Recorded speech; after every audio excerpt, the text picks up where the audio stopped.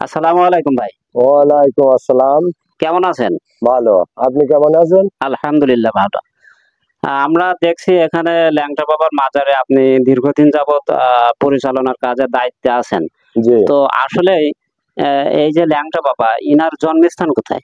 এনার জন্মস্থান কোথায় এটা আমি বলতে পারবো না। আপনার আব্বারা তারাও বলতে পারবে না। আচ্ছা, মাজারটা কিভাবে হলো? মানে আসলেই কি উনাকে এখানে দাফন করা হয়েছে? হ্যাঁ, ওনাকে দাফন করা হয়েছে, এটা বাপ দাদাদের মুখে আমরা শুনেছি।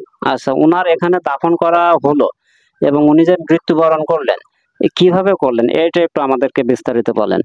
আমাদের শোনা কথা বাপ দাদার মুখে যে এই জায়গা দিয়ে খালকান্দা দিয়ে বেতনা নদীতে পানি আনতে যাইতো নন্দী ডুমুরিয়া ঋষিপাড়ার কিছু মহিলা, উনি কেনে বসে গহীন জঙ্গলের মধ্যে বসে উনি ওনার ধ্যান করতো। শোনা কথা তো ধ্যান করতো।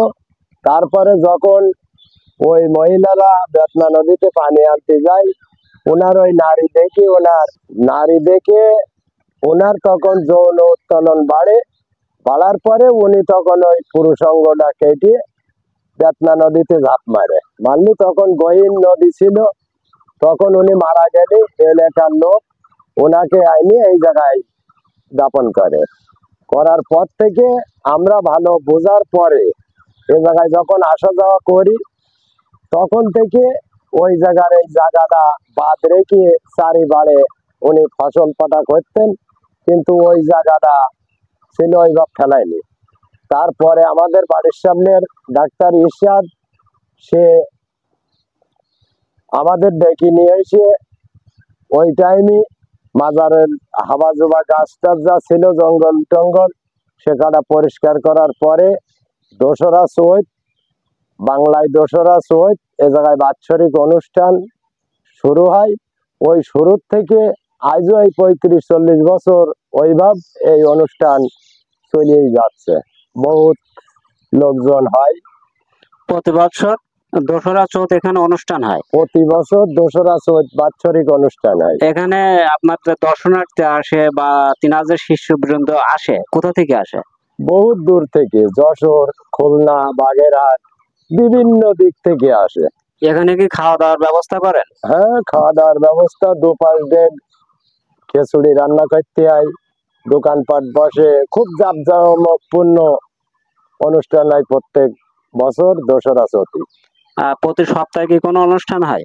প্রতি সপ্তাহে বৃহস্পতিবারে ওই আমরা বসি, ভক্তবৃন্দ যা আসে বসে একটু আলোবাতি দিয়ে তার দিক নির্দেশনা পালন করার চেষ্টা করি আমরা। তো ল্যাংটা বাবার এমন কোনো বাণী আছে যেটা উনি শিষ্যদের উদ্দেশ্যে বলে গেছে? না। বা এমন কোন শিষ্য আছে যে আদর্শ সেই শিষ্য লালন পালন করছে? আদর্শ লালন পালন করছে এ জায়গার যে প্রথম আসছিল তিনি হচ্ছে বাগেরহাট থানার জন্মস্থান। তিনি হচ্ছে বর্তমান মুক্তিযোদ্ধা। এই মাজার পরিষ্কার পরিচ্ছন্নতার আমল থেকে সে ছিল, সেইতেই এক টাইমে ভ্যান চালাইয়ে এই জায়গায় থেকে ওই বনের মধ্যে আমরা থেকে চাল করে দিই, সেই জায়গায় তারা থাকে। আমার বাড়ির সামনে আমার এক পড়শি বোন বিয়ে করে এই জায়গায় কাটাইয়ে সে ওই অল্প টাকায় ভ্যান চালাইয়েও ওই মাজারে কিছু ইট দিয়ে গাইতে একটা পরিবেশ সৃষ্টি করে। সে বর্তমান মুক্তিযোদ্ধা।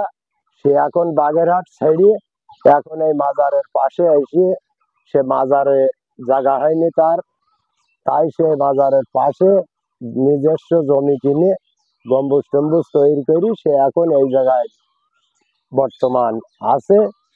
আর পরিচালনা আমি করি, তারা আমার সহযোগিতায় থাকে, আরো গ্রামবাসী এলাকাবাসীর লোকজন থাকে। তো আমাদের ডিভোমাইন পেজ থেকে আপনাকে ধন্যবাদ আপনার মূল্যবান সময় দেওয়ার জন্য। ওকে, থ্যাংক ইউ। ডিভোমাইন পেজটি ফলো করবেন, নতুন ভিডিও পেতে আমাকে লাইক করবেন, শেয়ার করবেন।